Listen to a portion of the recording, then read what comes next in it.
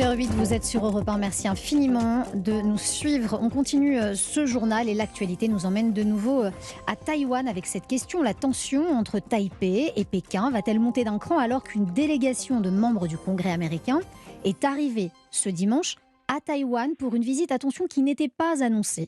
Bonsoir François Ching-Chungwu. Bonsoir. Vous êtes le représentant de Taipei en France. Cette visite intervient quelques jours après la fin des manœuvres militaires. Ces manœuvres, elles ont été les plus importantes jamais réalisées par Pékin autour de Taïwan.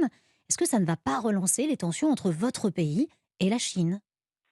Je crois que c'est la Chine qui est en train de monter la tension et aussi de créer une instabilité régionale et qui inquiète tout le monde.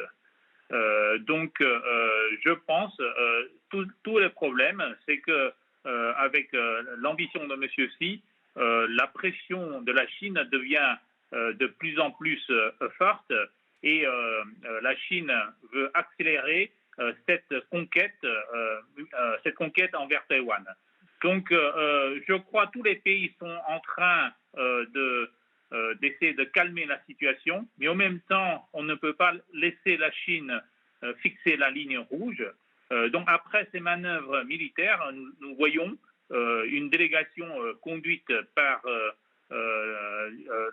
des sénateurs et aussi des représentants de la Chambre des représentants américains venir. Ils sont 6 et ils n'ont pas été annoncés. Et non simplement il y a cette visite de la part des États-Unis, je crois que les autres pays européens s'inquiètent aussi beaucoup. Donc bientôt, nous allons avoir aussi les Allemands qui est aussi supposé de venir au mois d'octobre, venant de la Commission des droits de l'homme. Les Anglais aussi vont venir normalement à la fin de cette année. Ce sera aussi pour la Commission des affaires étrangères. Et je crois qu'il y aura aussi, je peux vous annoncer aussi, désormais, il y aura encore des sénateurs français qui vont venir nous visiter au mois de septembre. François Ching-Chungwu, vous avez déjà dû gérer les conséquences de la visite de Nancy Pelosi. Est-ce que vous croyez en la solidarité des grandes sociétés démocratiques ? Est-ce qu'ils ne sont pas ici en train de vous mettre en danger ? Et quand je dis ils, je parle notamment des États-Unis.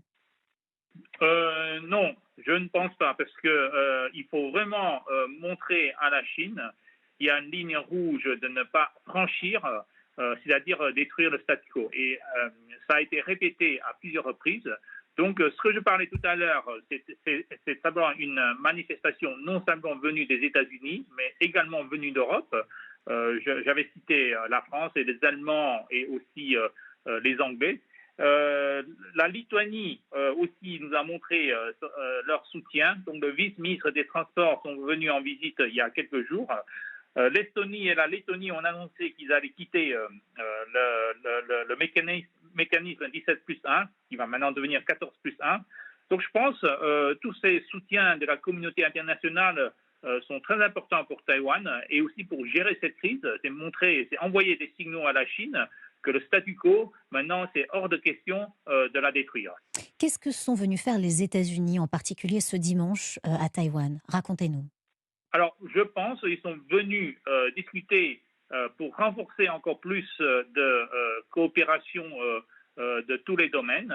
Déjà, le vice-ministre du ministère de la Défense américain, Karl, a annoncé qu'il y aura bientôt encore des bâtiments de guerre américains qui vont traverser le détroit de Taïwan.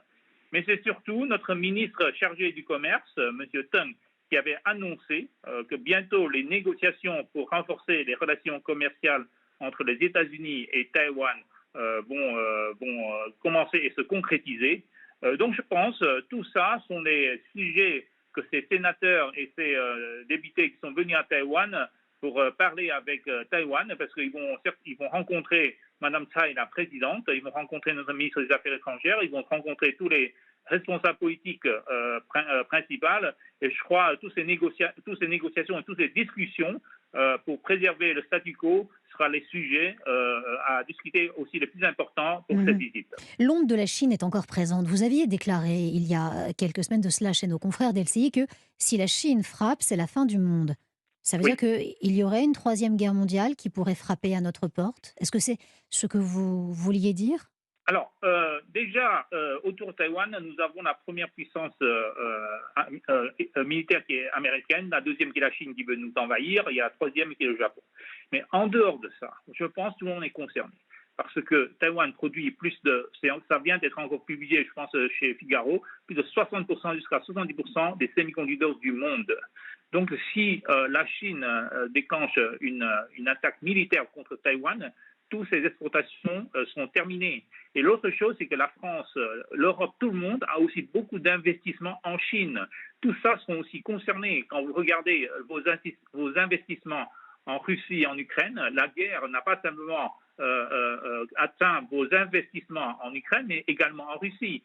Donc moi, je pense, ce que je voulais dire à la fin du monde, c'est que ce sera l'ordre mondial qui sera complètement transformé. Et en plus, avec toutes les puissances militaires sur place qui veut le statu quo, je crois, ce sera vraiment un désastre mondial et qu'il faut à tout prix que tout le monde se sent concerné, essayer de prévenir et aussi faire de la gestion pour que cette guerre mondiale ne se déclenche pas. Merci beaucoup François Ching-Chung-Wu. Je rappelle que vous êtes le représentant de Taipei en France.